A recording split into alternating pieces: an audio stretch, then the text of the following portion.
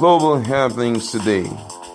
We communicate, we analyze global news. Stay tuned. Hello, beautiful people. Welcome to Global Happiness today. Some few hours ago, early hours of today, actually, also had a shocker where the local government headquarters was fully painted the Biafran color, with passerby with so much shock, really. But looks like the military, the security personnel in Southeast, particularly in Imo State, have decided to react to this. And I just hope that there may not be a showdown come the very next Monday as the security architecture in Southeast in Nigeria and Imo State in particular is ready to react. Before we go to the newspaper, like you subscribe to our channel by clicking on the red subscribe button beside it. You will see a bell notification icon. Please go ahead, click on it to get notified as soon as we update our channel on YouTube. Well, according to the news, so we will not allow the illegal sit-at-home exercise of the indigenous people of Biafra (IPOB) again in Imo State, as a combined team of security agencies have vowed.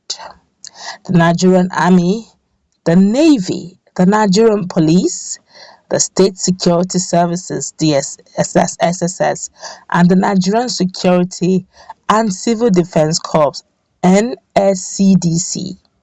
I take that again, NSCDC, which make up the combined team, held a parade in Owerri today, which they called Show of Force.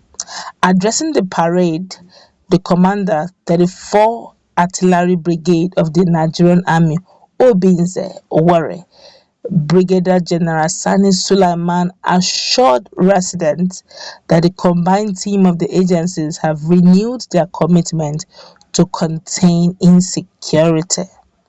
He said they were ready to end the observance of the illegal sit-at-home being ordered by the indigenous people of Biafra (IPOB) and its security arm, the Eastern Security Network (ESN). He said law-abiding citizens had nothing to fear, as the show of force was meant to reassure them of the readiness of the security agencies to protect them. General Suleiman said that the agencies were ready to bring all criminals to book, especially those who escaped from Owerri Correctional Facility on the April 5th, 2021, about a year now, thereabout, yeah. This show of force parade is a demonstration of the existing synergy among all security agencies, which we believe is key to combating all criminal elements in the state. We will leave no stone unturned in bringing to book all criminals, including arsonists, murderers, kidnappers, as well as oil vandals and those involved in illegal oil bunkering in the state. I advise those involved in illegal oil activities to stay away from Imo or be ready to suffer monumental losses, he said.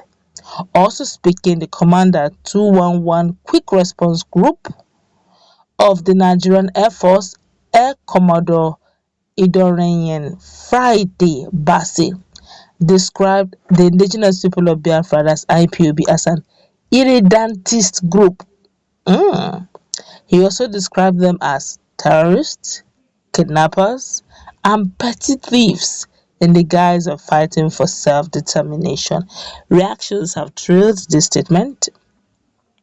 This is what we call militarization. I know that they have not they've not declared state of emergency in Imo State, but already it's smelling and looking like it has been declared. But of course, they've not declared it. But the whole security architecture of Nigeria has been deployed, as in each sector.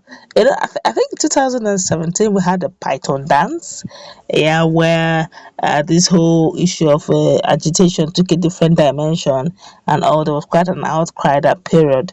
Well, right now this is not Python dance. This is now Operation Show of Force, and they are assuring peace citizens that you need not be afraid if your hands are clean all you need to do to go about your regular activities. And they also are coming for those who have been doing illegally stealing from Imo State oil, illegal bunkering and all. They are ready for a showdown. Of course, people have started reacting. Let's quickly feel the pulse of Nigerians. This one here is saying, why don't you people go to Kaduna or Majuguri to go and protect them? They need security more than eastern part of Nigeria. Another person here is saying, why all this joint force being wasted in Southeast? What are they joined till now? None of them joint could even identify a single Kaduna train bomber. Is it not cowardice of all the joints? I don't know, but I think I think it's based on demand. All right, yeah, I think it's based on demand. The governor of Imo State had demanded for security help. They gave him. So it all depends. If the governor of a state demands, I'm sure they will come. And like Lagos State NSAS, someone who demanded, they wanted some sort of help, and security architecture came to his aid. So usually has to come. They don't usually go to a place where they are not asked to come. So maybe that's why they're in Imo State or they're in Southeast most. Of course, we all know that sooner than later, even though he have not yet called for one, but I feel that sooner than later, there's Professor Charles Soludo may likely be calling for federal might to, help curb some certain things. Let's see how it plays out though. For the now, dialogues are going on, stakeholders meetings are going on from time to time to see how they can quell the situation. But let's see how far he will go and how long his patience would wear with his people when it comes to the issue of Biafra agitation and freeing of Nnamdi Kanu. This one here is saying, you can force the horse to the stream, but you cannot force it to drink water. A word is enough for the wise. Another person is saying, show of force not today. We shall see how it ends up. I don't pray it ends.